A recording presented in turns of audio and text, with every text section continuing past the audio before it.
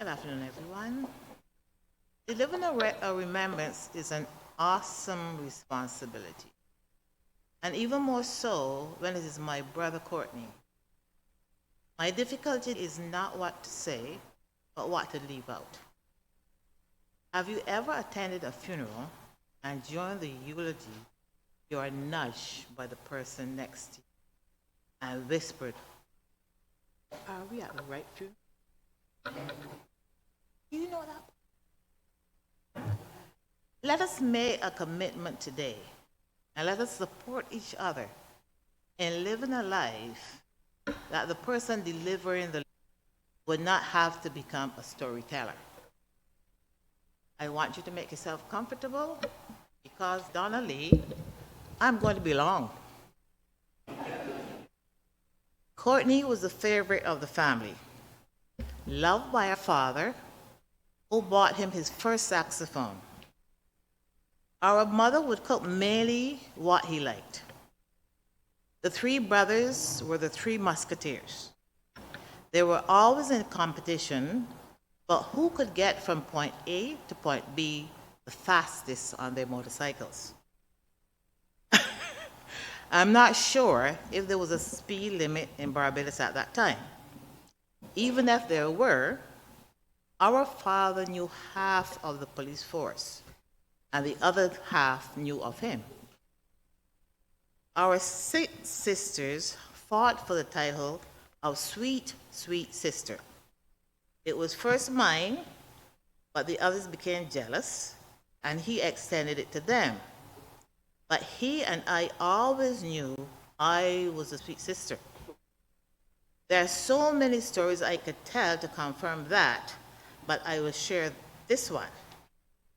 Growing up as a family in Barbados, Courtney would give me $5 a month that I was not supposed to let the others know.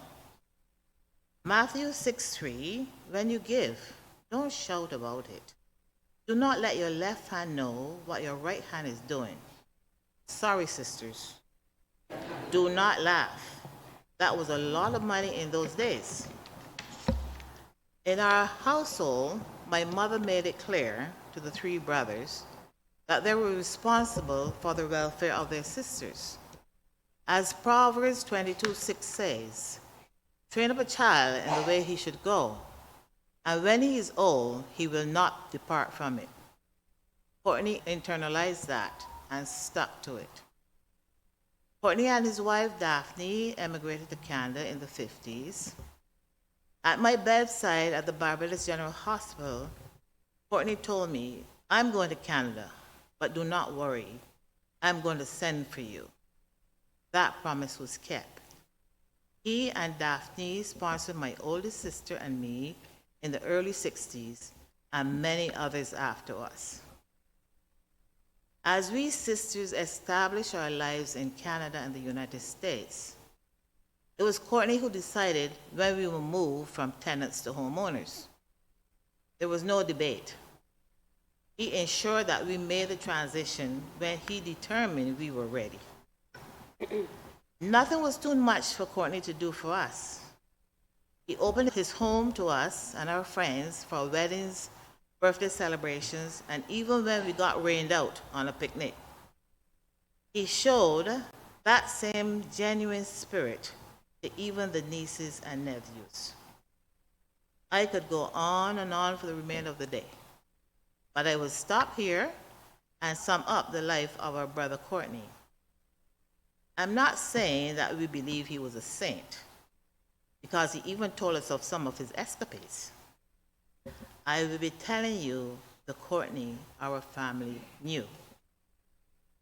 Courtney had a unique idea on how to discipline teenagers. My mother was disciplining one of our teenage sisters. His idea of punishment was to throw her in the ocean. That would have been simple for my mother to do, as our house faced the ocean. This was overheard by our niece, who was just a toddler, and she told my sister. We are happy that our mother did not take that advice, or we would not have a pastor in our family today. Pastor Barbara Connell, our sister. I can't say enough about my brother. Even when he was very ill, he would ask David if I was all right. Sterling Johnson, our sister. I always admire people like Uncle Courtney. He had a quiet strength whereby you could tell he had a lot of responsibility.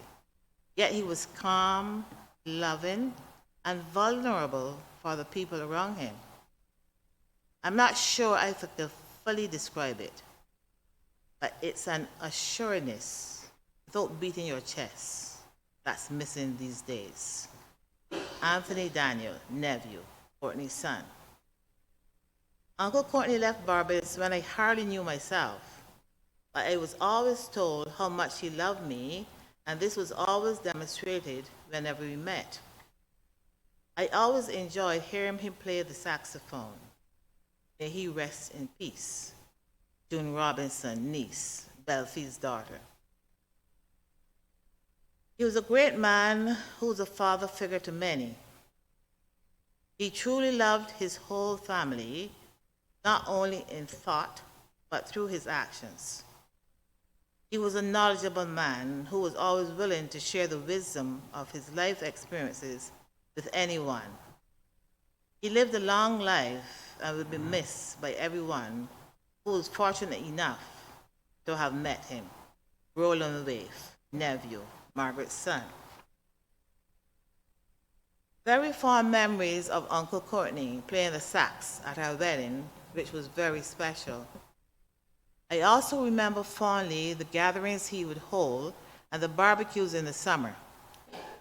He offered a barbecue for my wife Irene from the first time he met her. Dwayne McConney, nephew, Gloria's son.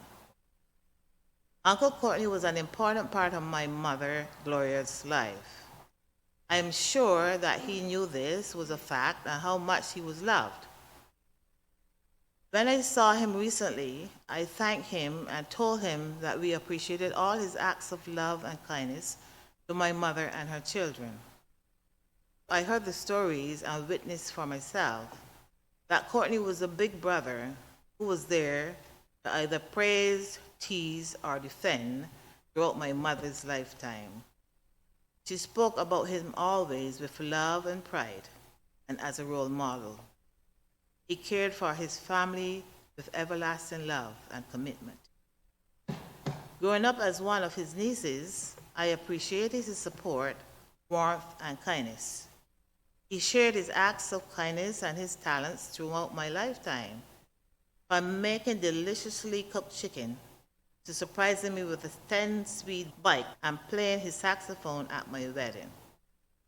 And then, very soon after my first son was born, it was Uncle Courtney and at Daphne's home that I brought my child for a Bolden family gathering. Uncle Courtney was generous, and I'm so grateful that he was an important part of my life. David and Donnelly, your father will always be remembered as an incredible person and with love. Rest in peace, Uncle. Did good, and we will not forget. Cheryl McConney Ellis, niece, Gloria's daughter. He was a wonderful uncle. Courtney Bolden, niece, Lindsay's daughter. Growing up in Barbados, Courtney was a member of the Percy Green Band, playing the saxophone. When he came to Canada, he played in a few small bands, but he played what our mother would call banjo, the popular secular music of the day. One day, Courtney called me and said, Mabby, we called our mother, Mabby would be happy with me. She had already died. I have made a decision to go to church and play the sax at church. I could hear the joy in his voice, that he had finally fulfilled the desire of our mother, that we would all walk in her footsteps. Mavi was a woman with a strong Christian faith. Romans 12:9-13 says, love must be sincere. Hate what is evil. Cling to what is good. Be devoted to one another in brotherly love. Honor one another above yourselves.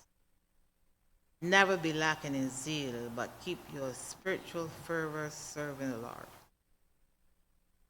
Be joyful in hope, patient in affliction, faithful in prayer. Share with God's people who are in need. Practice hospitality. That was our sweet brother, Courtney.